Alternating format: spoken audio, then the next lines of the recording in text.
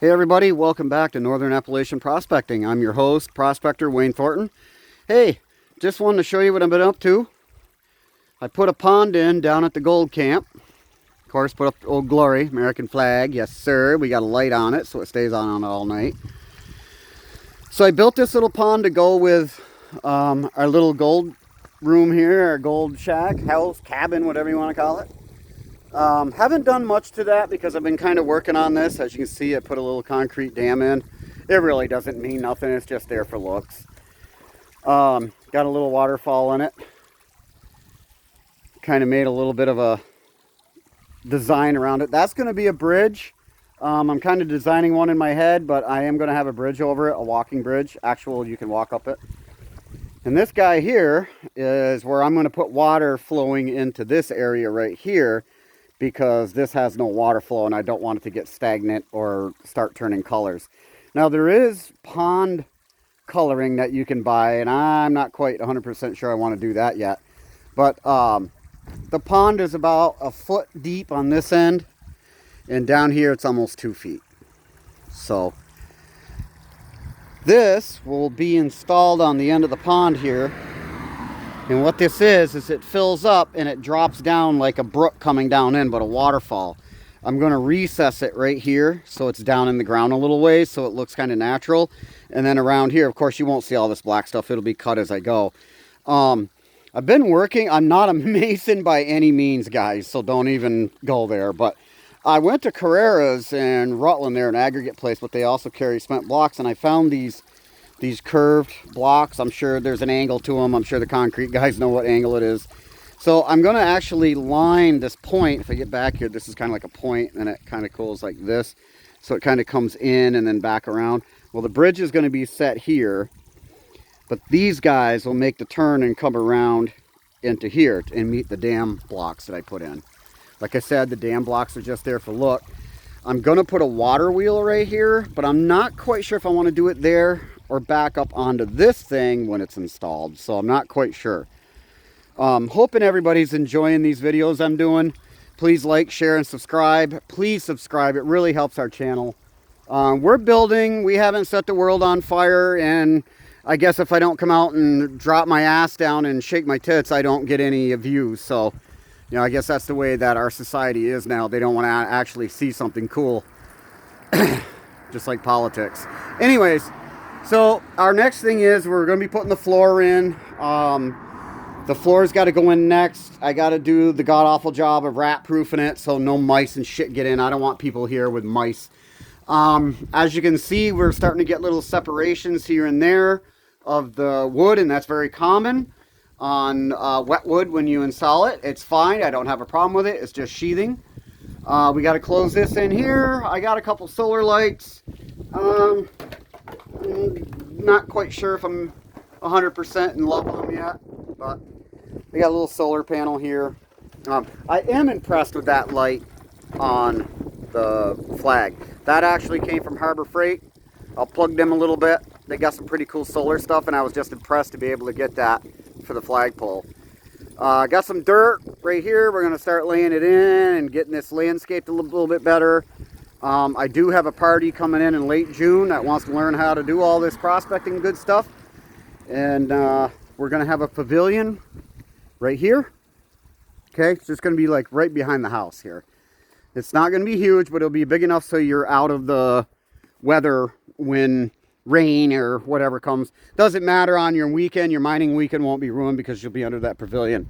Plus during the heat, it'll really knock it down. Now, the west to me is over here, so when this tree is full of foliage and this is full of foliage, it stays pretty nice over here. It gets shady, so this is why I put the house over here, or the cabin, and I'm going to put the pavilion like right here. This is where it's going to be. And of course, like I've told you a few times in my other videos, right underneath that pile right there, I put a tree on it because I didn't want kids in there or some dumb shit. So that's my water source where I can pull water up. Everything that's going to be used will be self-contained. I'm even going to make a tiny little pond over here. Believe it or not, it's going to be very small. And you'll be able to run the dredge. So that's kind of exciting. Like I said, I got a party in June, so I got to kind of get my ass in gear. But anyways, like I said, I hope everybody's enjoying the films. Like, share, subscribe. Please subscribe. It's a help to our channel. Sorry about the cars, guys, but I'll try to get back here so you can see it. Oh, yeah, I kind of forgot this, too. Let me turn around. I bet you old farmers know what that light is. That's a porcelain light, okay? And that's hooked into a pole down into there. Now, interesting fact is I'm going to get a solar light, and I'm going to put a solar panel up here, and this will be all self-contained. I will gut this out and run the wire through there and drop it down. So this will be your solar light. I'm going to try, excuse the vehicles, folks. I'm going to try to keep this place as much self-contained as it can, but I will have Green Mountain Power having probably just a small cord coming in, and that's for the on-demand hot water heater. I did find a shower stall, and I hope I can remove it. That is a corner shower stall. And it's only like about from here to about there. I measured it out. And I'll sit right in that corner, and I can put the toilet right here. And then, of course, right here will just be a little sitting area. And then you'll have all this. You'll have 2 bunk beds right here, which one will flip up, one will stay down, or you can flip that up. I was thinking about possibly making it so the bunk bed, the lower bunk bed, can have a top on it so people can use that as a table. I think that'd be smart or cool. And then, of course, over here on this side, let me get in here so you can see. On this side is where we'll put the stove, the little cook stove. I already have it. It's here. It's an electric induction. Oh, yeah, that's the other thing that would have to run off that because it would just kill your solar power to turn on a burner. It's just an induction burner, one of these guys here. But it's low wattage. These are 2 more windows, one for the bathroom because nobody wants to smell your ass when you're done. And the other one will be over here facing west. So, as you can see, it was all built. I think you guys have seen it. I've been on this thing for about a month and a half, and then I took a couple weeks off of the pond. But I think it looks pretty good, guys. And, you know, for a first-time guy that's never done a pond before, believe me, I'm not a pond builder. I had to do some kind of cool things to kind of get this grade because, you know, we didn't have a transit or transom or whatever they're called, transit, to know how to get this level because my property goes at an angle. I mean, you can see the height difference from here to here. It just keeps dropping. And believe it or not, if you dig down, like this is 2 feet, if you dig down 2.5 feet, you're in water. And that's called the Poultney River because the Poultney River runs right there. And that water runs right underneath this ground. This is why I chose this spot because this was always wet and shitty. So I'm like, hey, let's put a pond in there. If it wants to be wet and shitty, we might as well enjoy it. I love the sprayer. The sprayer has lights in it at night. See them little clear things right there? This thing lights up. And the guy that lives next to us, he's got the remote so he can play with the colors. It's absolutely beautiful. It really is, guys. Oh yeah, there's Jack Gnome. He says welcome. Of course, the wife had to get out the decorations, but you know what? She's helped me with it, so she's my right-hand woman, let's just say that. So yeah, we're moving along. Kind of cool. That's Spruce Knob, 2,400 feet to the top of that sucker. There's a dike that cuts right up the center of it. It's crazy. That dike isn't even documented with the United States Geological Survey. In fact, I had my geologist friend Jeff Slade come up here and he confirmed that. This dike comes right up and actually splits almost that mountain in half. It's crazy. We actually went up there a while back and did a little work on the fault gouge and dug a little bit of gold out of it, but I think it was just, you know, your placer gold that got dumped here from the glaciers because everything you see in the Taconics, the other mountain range in Vermont, or the other white meat, whatever you want to call it, this has all been dumped in here from the glaciers, okay? And what's interesting is there's some areas where there's different layers of this. This is a drumlin, by the way, guys. If you do not know what a fault or anything is, come on over to the Taconics. You'll see them within seconds. This place is nothing but faulted and folded and metamorphosized. The whole mountain range is. But this Poultney River system over here gives up some gold, okay? You won't get rich over here, but you will find gold. I do believe, if I remember correctly, Poultney River is a 40-mile water course. It actually, I've been right to the headwaters of it where it's dripping right out of a ledge. It's in the Purchase, what they call the Purchase in Timoth. That's where the Poultney River starts, okay? And then it makes a big turn through a huge glacial area, just full of drumlins, little drumlins along the field-wise with a big drain. I have looked up there, and sure enough, it's there. But this is the problem. When we had that selling out boom here during the last 4 years of that lovely presidency, we had a little boom, and everybody has changed hands of some of the folks that used to have permission to go do this digging, and they're all new people, and they're out-of-staters, and they don't want you on their property. So you can't trespass. So I've lost probably 3 spots down the upper area of the Poultney River, which was actually good. I was pretty impressed one day when we come out of there. It seems like as you come down the water course, you come through Middletown Springs, you go through that big gorge. It has a little nickname called Timid Pass. Get it? Timoth, Middletown, but Timid Pass is what the old folks used to call that.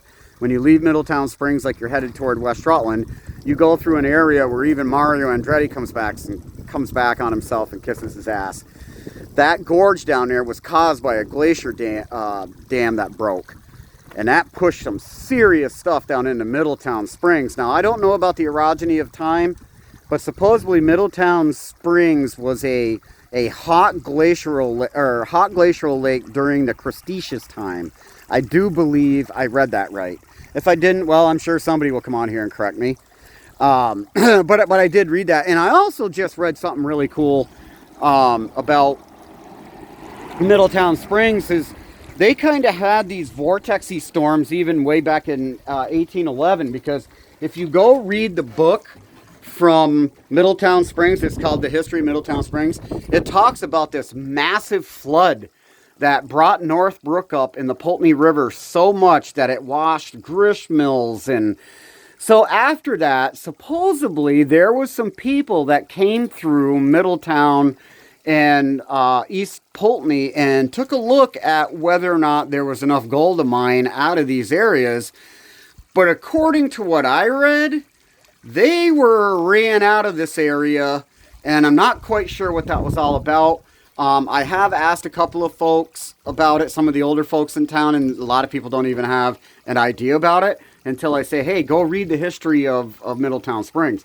I mean, there were sheep's mill, grist mills, everything. I got all washed out, gone, guys. I mean, that whole field over there has 3 different gouges in it, and I can take you over there sometime if we just do a geology walk. There's 3 different trails of where that river ran. That river used to run right there on the other side of this road, right down through. Okay, then Grandma Siemens that used to live across the way, which if I pop over here, you can see the top of the barn. That's Grandma Siemens. And she lived to be in her mid-90s, and she told me about when the Poultney River flooded their potato fields out. Now, if you kind of look off over here a little bit, you can kind of see a field there, but there's another couple of flat fields right here that runs along Morris Hollow Road. And there were potato fields there, and I remember Gladys, Mrs. Siemens, tell me about how they almost starved to death because the potatoes got washed out and they didn't have much to eat that winter, other than mostly deer and whatever they could kill. But remember, people needed their animals back then. They didn't just kill them and eat them, they needed them. So that whole area over there, that field or whatever you want to call it, I'm sure there's a geological term for that field. That whole area is rubble from the Poultney River. That's all came from Middletown Springs and, well, wherever. So you can see how this river course has widened itself out. Now, last but not least about this river course, when I dig down with my machine, the Mini, I can be right here, or I can be up there. It doesn't matter, okay? I can dig down 2.5, 3 feet, and I leave this sandy blonde sand is what I call it. It's a glacial flow sand. I get it, but it's a blonde sand, and it once you get through that layer, you come into a pebble rock type layer. I'm trying to see if I can see some here. You kind of come into this right here. These smaller rocks, not these bigger ones. You come into a whole bunch of these, and they're in layers. Okay, so then you go by that, take a handful out and put it off to the side. Then you start getting into this size. Okay, then like I said, you go down about 6-7 inches. These are inches, guys, not feet. Then you start running into these big boys. Okay, then these big boys turn into shit the size of that cement mixer, and that down there is gold bearing. And I found it, and I don't need anybody to tell me any shit that I don't know what I'm talking about, because I found it on my own property. This is an ancient glacier river that runs through here. Now there's a 1,400 foot mountain behind us, okay? There's a waterway that cuts right down behind the house and drops down in here. Fun fact, over here, right there, on that little ridge line right here, that's exposed bedrock. You come over to here, the bedrock is down 5.5, 6 feet. You go up there behind my barn, that way, we were down almost 14 feet, and Chris did not touch bottom. Now you tell me what that is. Are we in an ancient waterfall here? Was this because of that waterway back when the glaciers were draining, was coming back in here and made like this big washout right here? Because how can it be 5 feet here bedrock with massive rocks, over here 14 feet down? My kids used to jump into that pond and fucking swim in it. I mean, that's how deep it was, and we still didn't hit bedrock. I have a shallow well out there, the same thing. It's down about 18, well no, they're 3 foot tile, so 3, 6, 9, 12. It's down 12 feet and still no riverbank. All right, so then you come up into here, right here, and that cuts across to my neighbor's field, and you can actually see like a flood contour. It's weird, but that's just fun, interesting fact. Giving you an idea what kind of an area I live in. This is all just ancient riverbed, and I know it is. Studying geology pretty much under a geologist for 10 years kind of gives you that knowledge. And I've actually done tests and everything here, and they show an ancient rock line coming right here. It's what they call an elevation contour line, and it cuts across right into here and comes across the back of the tenant. Down here, exposed bedrock right up straight. That's the West Castleton schist. Remember what I told you about the West Castleton schist? You won't find gold, any lode gold in the Taconics without finding that schist. So anyways, there you go. I'll give you a back view of it. Hopefully the next time that I get this done or do another video, we'll have somewhat of this. I'm definitely going to have it closed in. I have the shingles. They're ready to go on. We were going to do it this week, but of course the weather, it rained and and cold out. So we'll have that guy down in the ground, and that's it. Like I said, I hope everybody's enjoying the videos. Like, share, subscribe. Thank you very much. God bless America. God bless you. God bless everybody. Thank you very much. Northern Appalachian prospectors.